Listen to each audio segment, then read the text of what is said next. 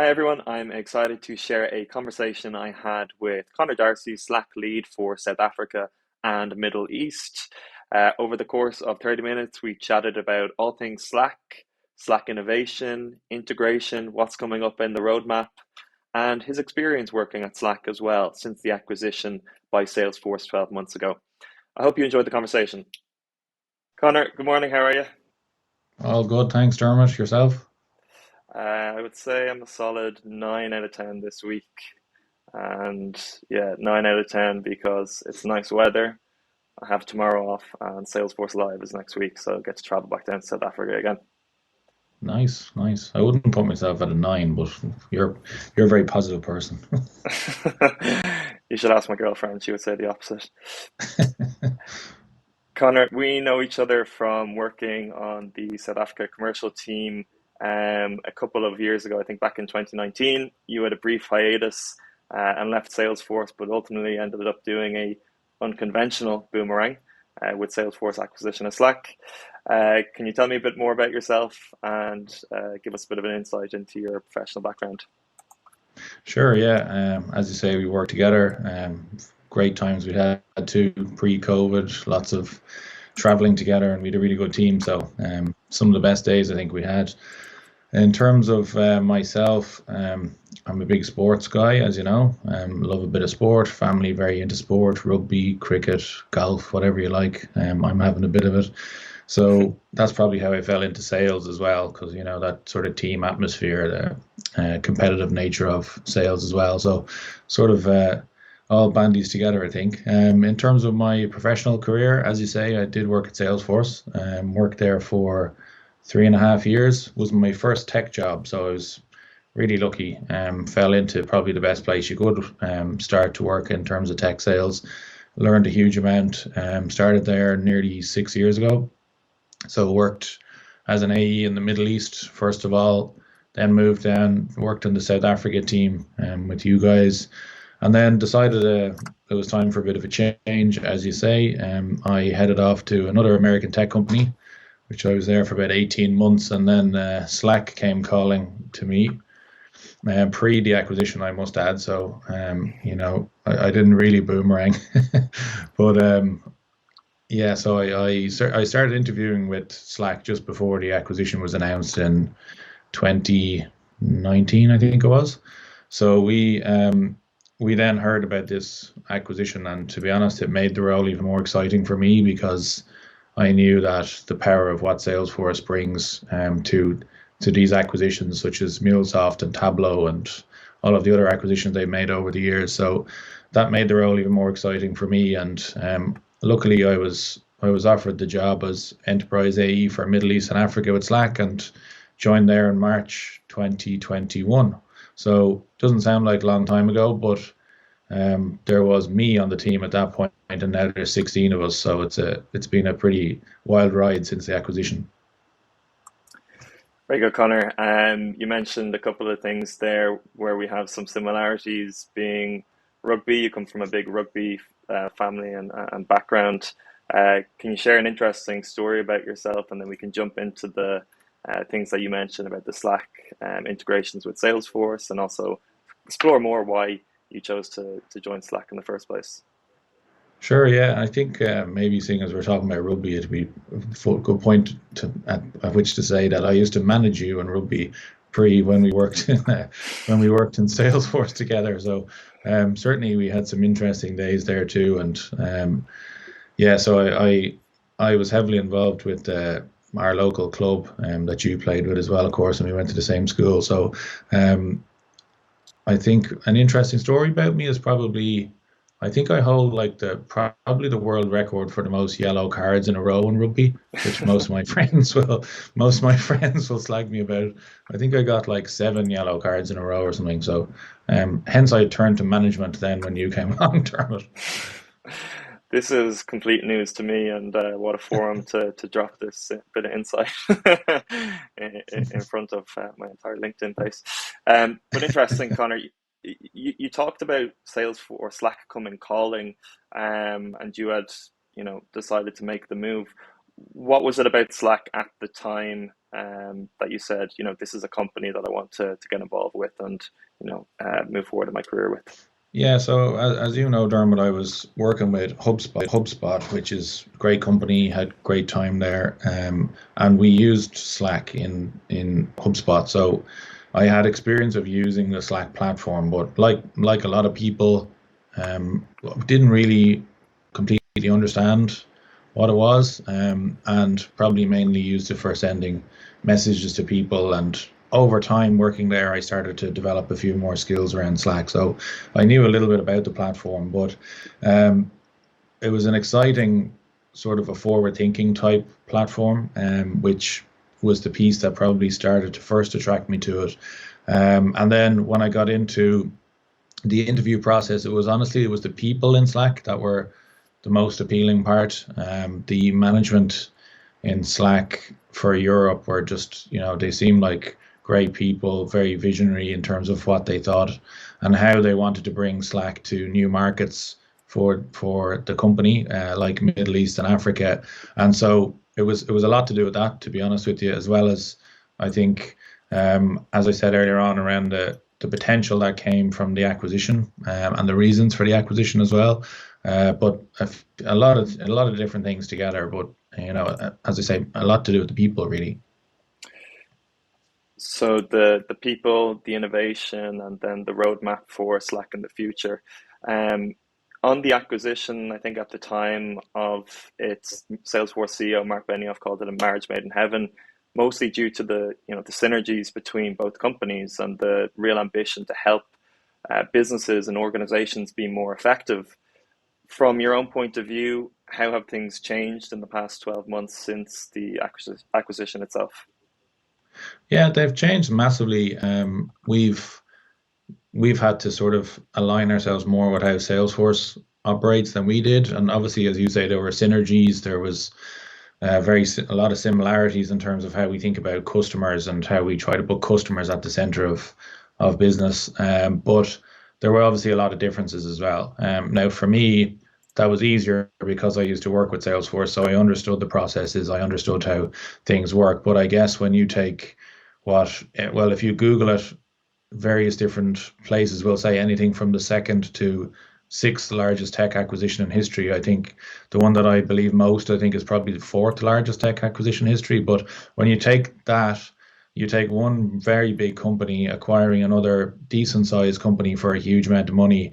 There's a lot of moving parts, and so I think, a lot of things were difficult for people over that initial time frame, but the positives far outweighed that. And I think for me personally, getting to work with all of you guys and my former teammates and colleagues again, it has been brilliant. And the sort of knowledge that Salesforce has around going to market in these regions is huge, because prior to the acquisition, it was literally me selling for Middle East and Africa, and I was, setting up partner networks. I was trying to arrange events and stuff like that. And then pretty soon after acquisition, I went to Salesforce Innovation Day in Dubai in maybe September, October, and you saw the difference of what Salesforce brings to these regions and how they support these regions.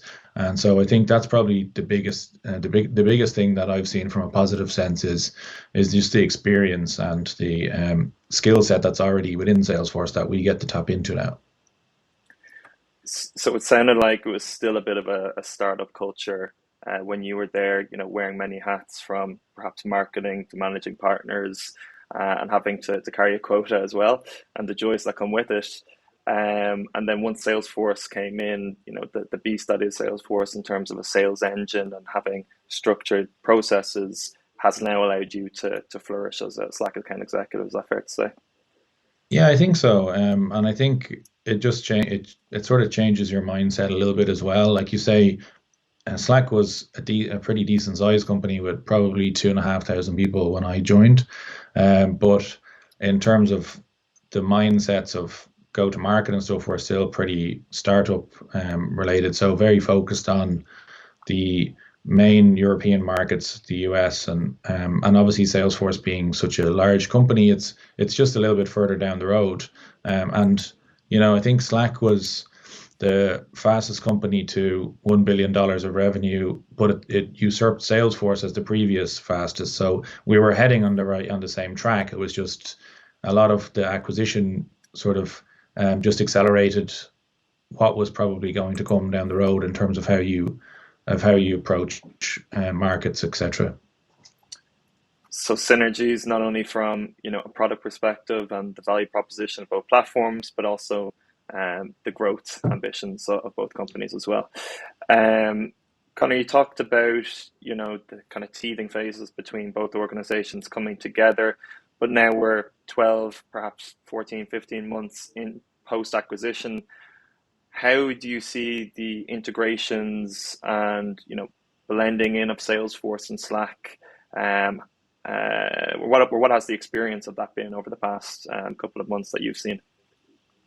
Yeah, so it started to take pace, I think, this fiscal year, and we're just over one quarter into this fiscal year, and I think probably when the acquisition went through mid last fiscal year, uh, people were focused on their own jobs, and it was difficult for us to sort of come in and say, oh well, Slack could really help X customer or Y customer that we weren't already dealing with, and so this year we've just seen a lot more of that type of collaboration with the various different parts of the Salesforce team, and it's been a great experience. And as you know, like part of your job and the job that I used to have was managing all of these different ideas and different views and different parts of the Salesforce platform and ecosystem that you could bring to a customer.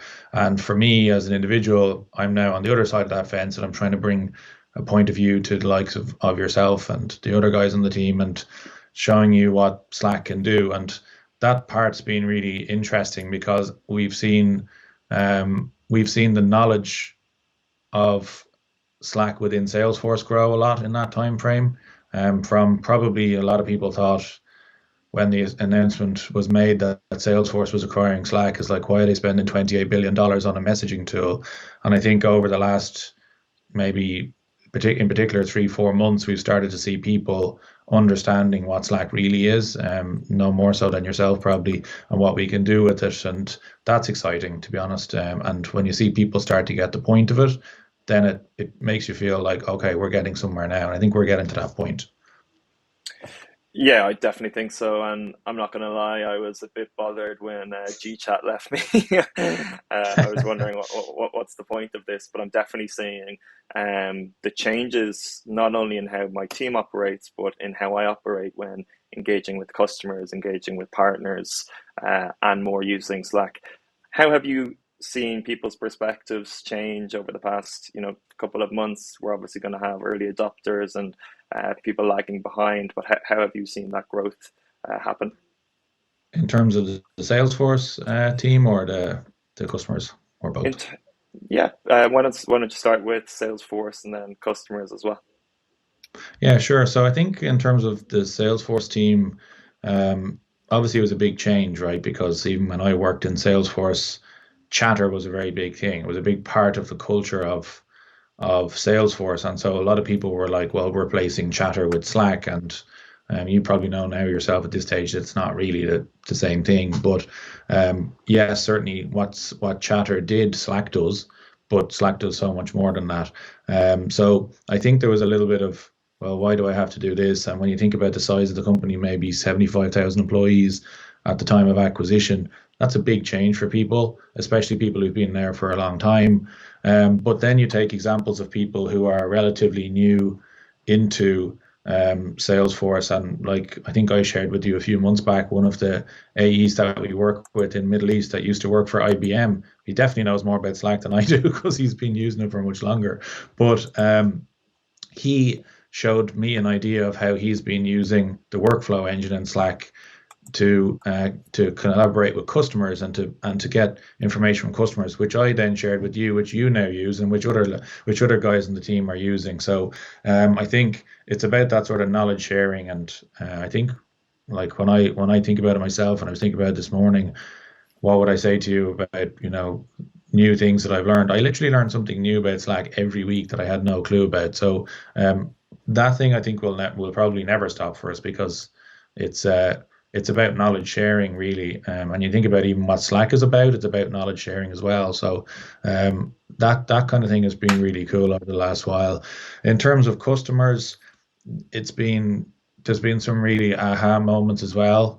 Existing customers that I work with, like I say, these people know way more about Slack than I will probably ever know. They've been using Slack for years. They've made it into something for themselves, and again, sharing those ideas uh, with with me, with you, even like we think about customers like Yoko in South Africa, who are very visionary customers, and I think they were the first customer to do a Salesforce and Slack combined customer story for us. And so again, when you speak to them, you go, wow, that's what they're doing with it. You don't really know these things. And I suppose the other side of the coin is the people who don't really know anything about Slack. And then when you speak to them and start explaining to them about really what the idea of Slack is, there is a kind of a light bulb moment for a lot of people where they start off saying, well, we don't really need to talk to you about Slack because we use Teams, or we use, like you said, GChat or something.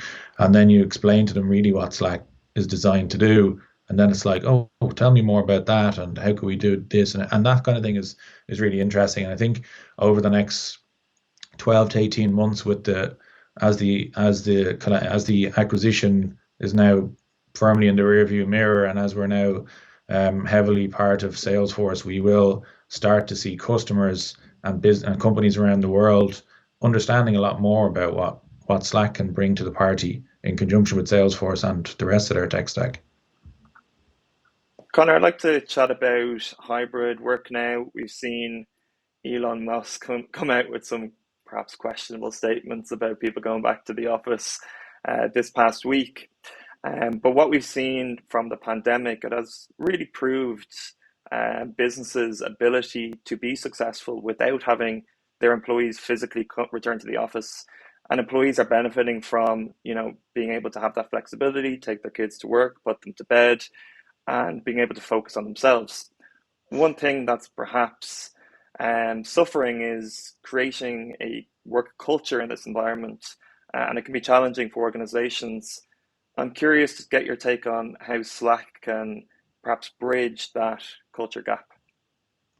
Yeah, it's a good question, that, Dermot. And I think even as a company like Slack, our CEO Stuart Butterfield's on the record as saying, when the day that everyone had to go home, he was like, "This will never work." In 2020, everyone had to walk home, and overnight it was go home and facilitate people to work from home, as we know. So he's on the record as saying, "No, this can never work. We're in trouble here." And then he talks about how he was surprised how this it really did work, and it was obviously we were well set up for that, given the type of company that we are. But I think a lot of companies also experience the same thing, and I would say that this was something that was always going to happen. It's just that the pandemic accelerated that, and the way that we worked was was in the past, when you consider the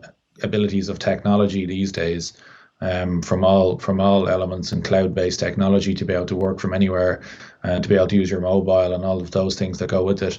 So I think that it was something that was probably going to happen. It's just that it happened overnight instead of happening over the course of 10 years. I think that we probably won't ever go back to the way that we were, for the most part. And what you're seeing now as well is, like, if you look at it on LinkedIn, the companies that are trying to force people to come back to work are suffering, because you've got this idea that people are saying, well, no, I'm not going to do that now. I want somewhere with some flexibility. A lot of companies are remote first now. Some are hybrid. There's probably a little bit in between. And we look at Salesforce and what the company is talking about in terms of how the way we will work will be over the next few years. And it's a lot about bringing people together when they want to come together, to have team meetings and to share knowledge and stuff like that. And I think that's really important. In terms of how Slack plays into that, I don't know. I was going to ask you this as a question, like what does Slack stand for? But we can sort of tell you. This would have been a nice test for you. But Slack is this. It's not I just a do know the word, right? answer to that, by the You way. probably researched it, right? So I'm a this pro. searchable log of all communication and knowledge, and I think that allows for a lot of um, asynchronous work to happen. So when you yes, you need to go and you need to go and get your hair cut or something, Dermot, right? But you go and get your hair cut, and when you come back, there's a message that someone has sent you or a video clip that they've sent you. You can consume that at the time that it suits you, and whether that's bringing the kids to school or whether that's working as remote teams in different parts of the world. And then there's the ability then to search back on all of the knowledge that's been created in the past. I think one thing that we miss from this sort of hybrid or working from home environment is the ability to sort of swivel your chair and ask your colleague something. We won't ever fully replace that because there's a social element to that as well, and there's the getting to know your peers and your colleagues. But we certainly can replace that from the perspective of searching, to being able to search for things, but also being able to quickly send somebody on your team or your entire team a message and ask for some help. But I think it's definitely, for me anyway, there'll always be an element of needing to be together with your teammates. But I do think that Slack performs a valuable piece here and what we call the digital HQ. So you've got your bricks and mortar HQ like we have here in Dublin, and hopefully we'll be moving into it in this year. Um, but then you've got that idea of the digital HQ where you bring all of your technology together with your people so that you can, to some extent, let them do their job as effectively as they would when they're in person. Absolutely. And one, I guess, cohort of people that I think suffered during the pandemic were new employees being onboarded because of the fact that they didn't get to listen over their shoulder to what was being said by their peers and being able to pick up that knowledge. One aspect of Slack, or I guess one benefit of Slack that I didn't realize would come from it, is that searchable log of all knowledge articles, communications, vice versa, and just being able to go in and use that as the repository for information to find out, information about products, information about deal structures, quotes. So it really has been beneficial from that aspect as well. Yeah, and I think that's probably one of the key elements that people that don't really sort of understand about Slack is that it's designed as the place where you start to go to find out certain things first. And from an onboarding perspective, like I onboarded into Slack fully remotely. I've never been in a Slack office, and I've worked there for 15, 16 months. So the Dublin Slack office was closed due to COVID, so I never went into it. And then when we were acquired by Salesforce, I've been in a Salesforce office a couple of times, but I've never been to a Slack office. So I onboarded fully remotely, and the experience was tremendous in all honesty, and that was powered by the Slack platform. And it really gives you a sense of what Slack is about as a platform.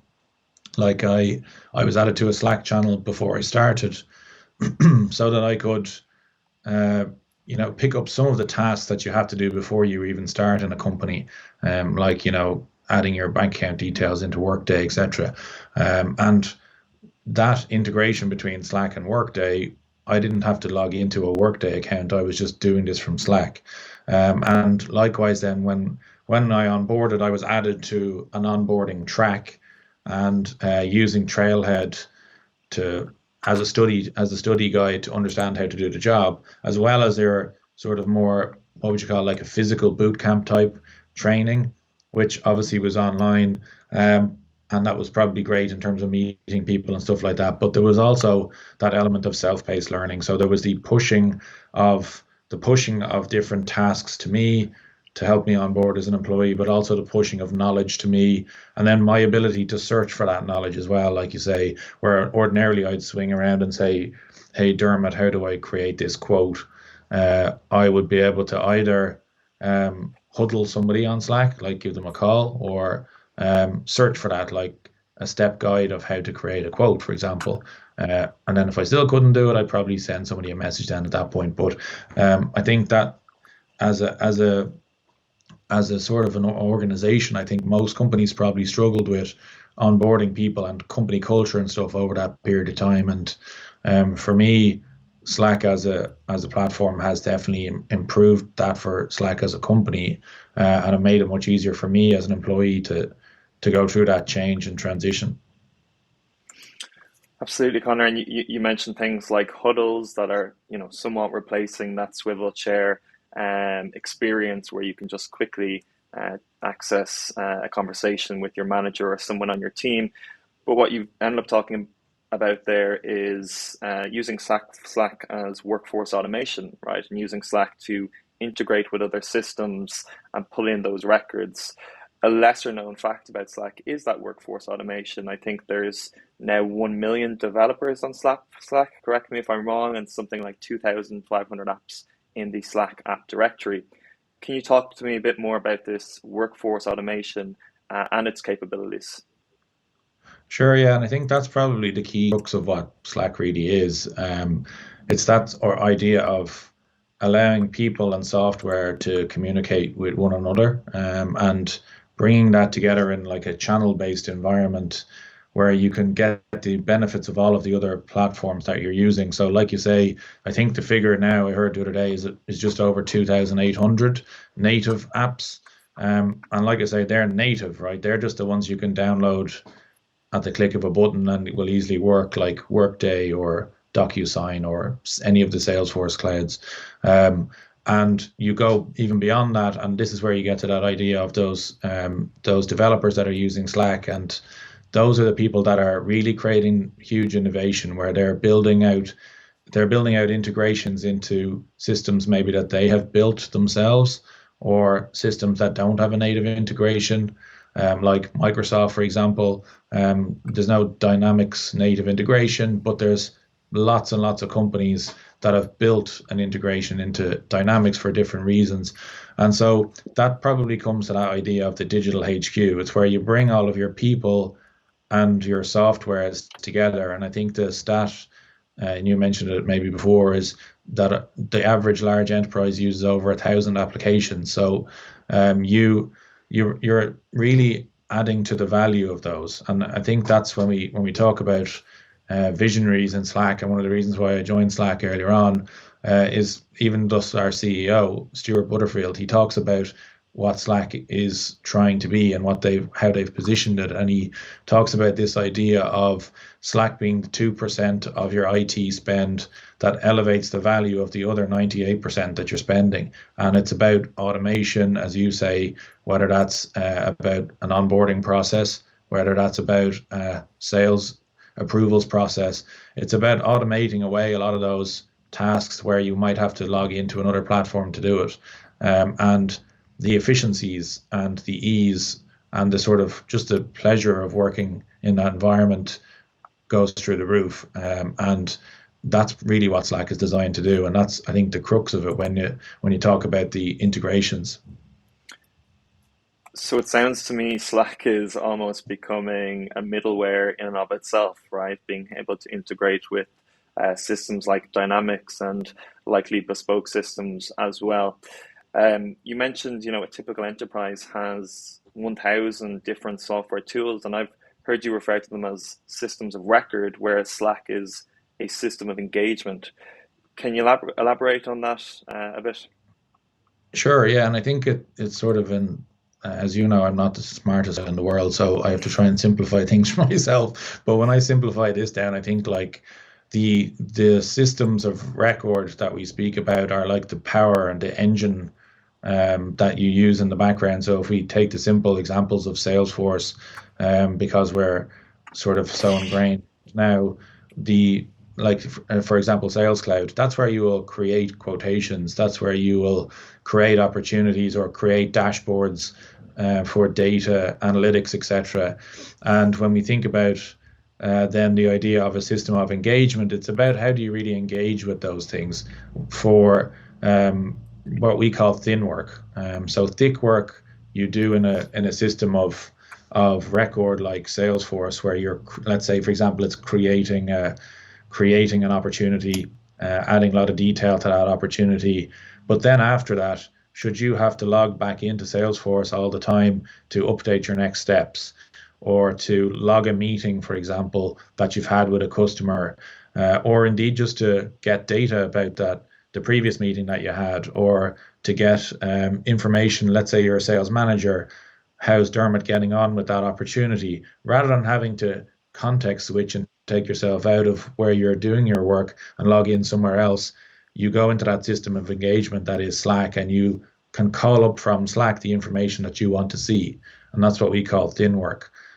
So I think in my sort of simple mind, that's how I think of it, is like the engine, and then the more visibility on top of the engine. Like Slack isn't the thing that is going to drive all of these really heavy pieces of work across these thousand systems, but it is the piece that's going to allow you to surface up and take minor actions. And those things are often the things that we do most. In fact, they are the things that we do most every day, because you don't create a new sales opportunity in Salesforce every single day. But what you definitely do is change next steps as you've had a meeting, or as you've had a call, or change the stage of the opportunity, or log a meeting even itself. So they're the things that we do most of. So if we can make it easier to do those things, we'll, number one, we'll be more efficient and we'll get more done. We'll probably be more accurate as well, but also it's more enjoyable, like it's more pleasurable, and that's probably that distinction between that engagement layer and the sort of record layer, the power, if you like, behind it. It definitely is those micro actions over the course of a deal cycle. Once they compound, they make up the progression that you see in Salesforce. You know, that's how you get an opportunity from stage one to stage two, is engaging with your customers, not only, you know, in person, online, but collaborating with them via Slack as well. Connor, taking it back to Dynamics and Microsoft, it's something that I come up against quite often within South Africa. What do you say to a CEO who says, we're Microsoft shop, we have Teams, we like it? Where do you go from there? Yeah, look, as you'd imagine, we hear that pretty much all the time. People who just haven't had the opportunity to understand a little bit more about what Slack is. So we what I would say is, well, first of all, it's not the same thing. So we do different things. There are elements of what Teams does that Slack does. For example, being able to send direct messages. That's something that Slack does, and it's something that Teams does. Um, but that's also something that Zoom does, right? And also calls, that's something that Zoom does and what Teams does. So they're not the same thing. And Microsoft Teams will be perfect for some companies who all they want to do is that sending messages or having calls, and likewise Zoom or uh, Google or anything like that will be the same. And then it's really a case of, if you want to get into this sort of more ingrained way of working, and this idea of thick work and thin work and automation and closer collaboration around your data and your people, that's where Slack really differentiates itself. And to prove that point out, I think 76% of our customers have the Microsoft suite, which includes Teams, right? So they have access to Teams, and most of the companies that we work with, they already use Teams. And so they probably use Teams for calling, and we can integrate Teams into Slack, and you can even spin up a Teams call from Slack, and likewise with Zoom, and likewise with Google. So I think it's really a case of we don't. It's not it's not an either or. It's like these things work complementary together in certain use cases. Obviously, it's not going to be the same for every single company. That they're going to get the value out of having Slack do become their digital HQ. But for the companies that we work with, that's where they see the added value, is that it's not just about sending people messages. It's about how do we bring the data in front of the right people in the context that we want to bring it in an easier way. And that's something that really Slack is the only platform that can do that. So you're saying to executives, Connor, that there really needs to be a mindset shift from, you know, Slack Microsoft Teams being competing products, where in actual fact they can support each other and they can help customers engage better with their customers and communicate better with them with the likes of Teams, but then also the work that comes from using Slack, the communication, accessing the knowledge bases and the workflows will take that to another level. Yeah, exactly. And I think like they all have their place in the world. And it's like all of these platforms, they didn't just spring up because there was no need for them. They came from an idea from somewhere, and um, the added value that might come from that. And I think Teams certainly adds a huge amount of value from a calling perspective. So being able to easily go face to face with a customer, but equally, there's a lot of customers who don't want to go face to face, right? We experience that. Or just send me a message about that or whatever, and that's where Slack Connect comes in. So it's that capability to engage with your customers. And I saw a stat recently there, just even from the banking, from commercial banking, that if you use Slack Connect to engage with your customers, there's a 60% decrease in response times. And that's because, again, like people don't always want to respond to an email, or they'll go, oh, I'll park that email and come back to it. Or they don't always want to say, let's jump on a Zoom call or a Teams call. They want to maybe ask you a simple question. I know that you do this very effectively with your customers, and so it's just something different. It's not, as you say, it's not like a competitive thing anymore. It's we've moved on. Slack has moved on from being that type of just a DM platform. It is interesting that you mentioned that, agility and flexibility that customers are now looking for, and their expectations of salespeople, of service people, has risen to a level where they expect you to meet them on the channel of their choice and where and when they want to. In a recent Salesforce State of Sales report where we interviewed 3,000 people across EMEA, including South Africa, they actually said that the top tactic for success is increasing flexibility and agility with customers. That's from a sales perspective. I'm curious to know where you're seeing Slack Connect, which allows that secure, enable external communication with partners and customers. What other use cases do you see Slack Connect benefiting organizations? Yeah, I think there's numerous ones, but I think even just to add to what you were saying there a second ago about that security element of it, that's very important because when we talk to customers, we see, oh well, our relationship managers are sending WhatsApp to their customers, and obviously that's particularly large risk to any business that you're taking maybe sensitive data out of a secure platform that's being managed by the company that you're working for. And likewise with email, I think email is known as the highest risk from a security perspective to any company. So there's that secure piece, but there's also the piece of the knowledge creation. Again, we go back to that is, let's say, for example, we're talking to a potential customer over Slack Connect, and it's maybe me, you, and the customer, and we're talking about Slack and Salesforce, and we're having those initial conversations by sending them, maybe we've already had a call, but now we're following up, sending them information, we're sending them further follow-ups that we said we would, and we get to the point where we need to bring in solution engineers to help us. Using Slack Connect, you can add the solution engineer into the channel, and they can look back on all the conversations that we've had with the customer. And so that's that, again, creation and not loss of knowledge. And that's very important as well. Outside of sales, we see it a lot in certainly in relationship management. So whether that's within banking or whether it's within a partner-based environment, like, for example, a telco that has very large customers or very large partners working on their behalf, or even like the large e-com platforms where they have a relationship to manage with suppliers. All of that is being done now with Slack Connect. And what does it do really? Well, it brings you closer with your partner, your customer, your suppliers, whatever it might be, and it makes you more contactable, and it makes the level of communication between you increase. And it certainly is is the way. I think Slack Connect is. I think Huddles has just surpassed Slack Connect as the highest adopted new feature, if you like, on the Slack platform over the past few years. So it's certainly something that a huge amount of customers are using. And quick anecdote on that is, like you mentioned about bring talking to people where they want to talk.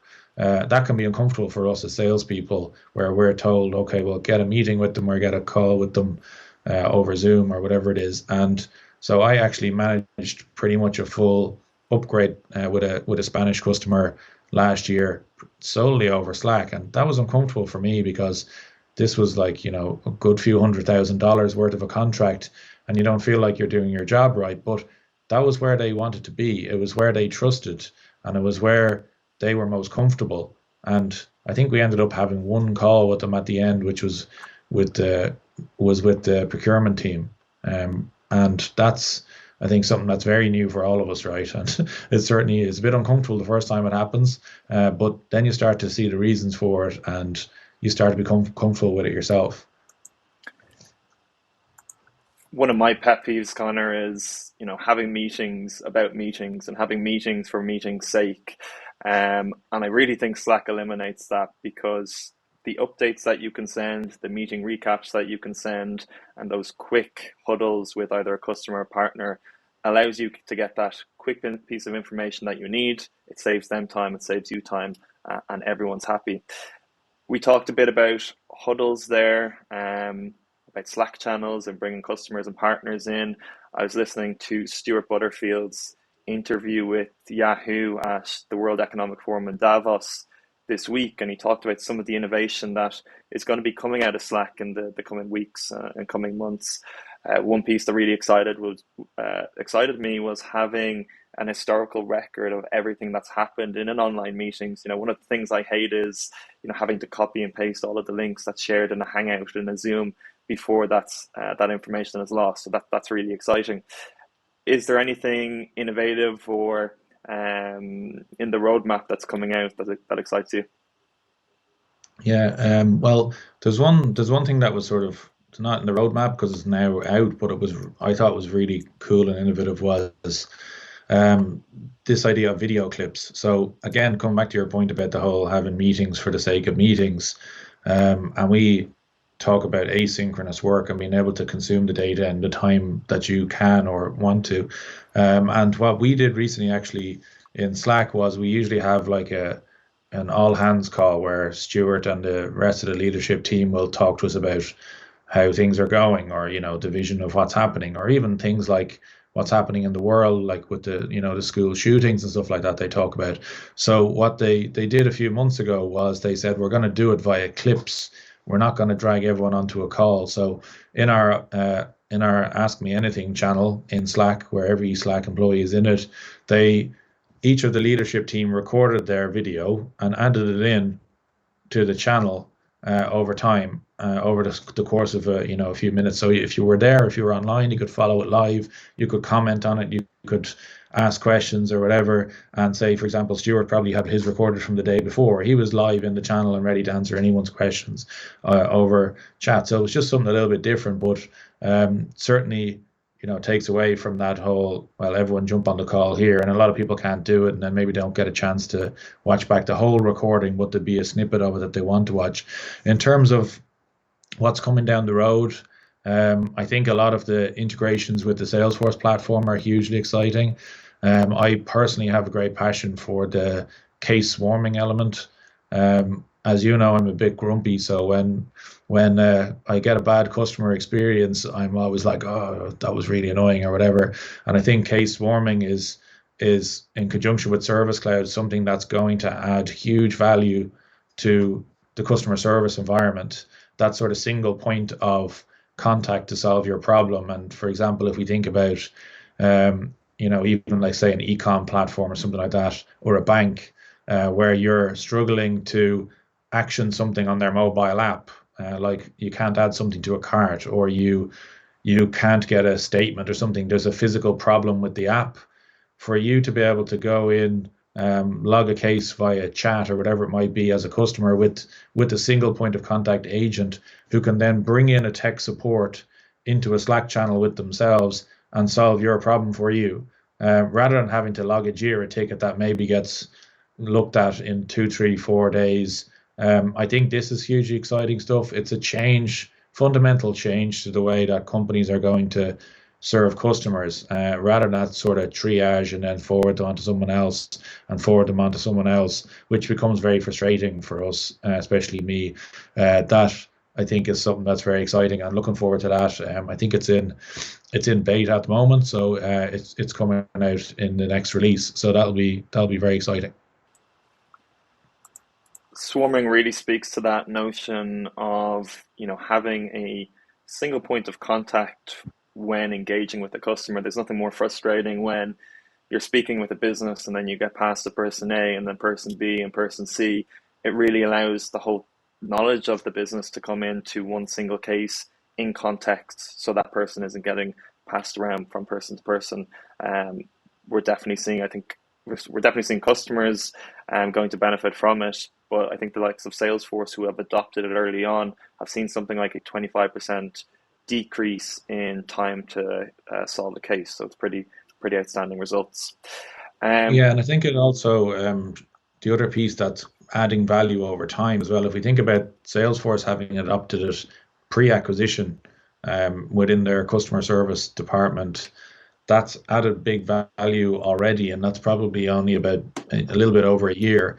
But the actual value that it adds compounds over time because you create the knowledge within those channels. So, for example, if I call in a tech person to help me and they give me advice on how to solve a certain problem, the next time that single point of contact has, or a different person has the same question, they can search for it within Slack and they get that knowledge. So that data builds up over time, and that becomes even more powerful. So you'll see that those results are excellent, but they will actually get better over time as well.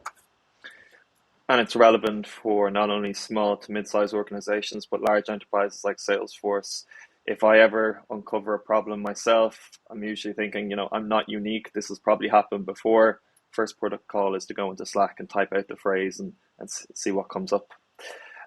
Connor, we talked about some of the customers that are using Slack particularly well. You mentioned Yoko, one of my own customers who are going to be presenting in Salesforce Live in Johannesburg next week.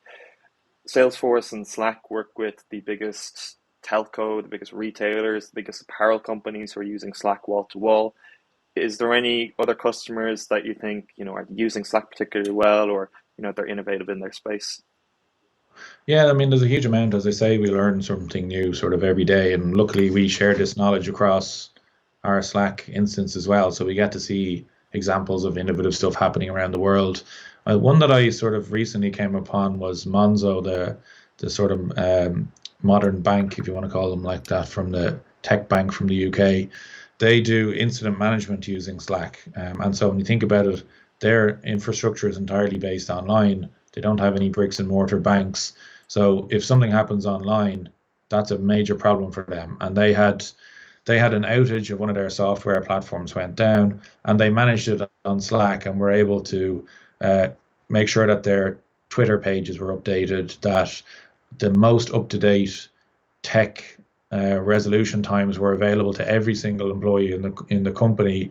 And I think like their story is online, the public story there for Monzo at Slack. But like they talk about getting messages back from people saying how great it was, which is unbelievable when you think about if you couldn't use your card.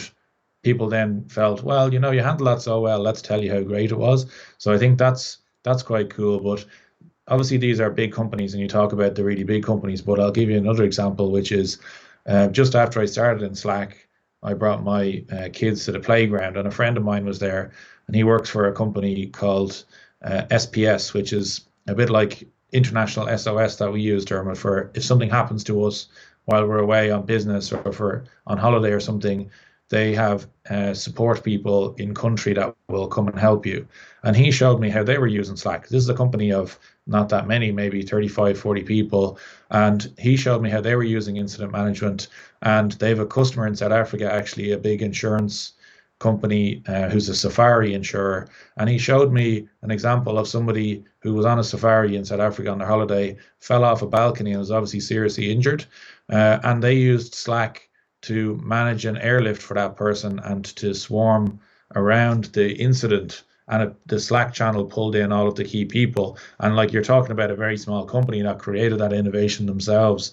And so that kind of is more interesting to me than even the big guys, because the big guys have loads of money, um, loads of assistance with people to build out all these ideas. Whereas you're talking about a very small company that created that innovation themselves, and locally in South Africa as well.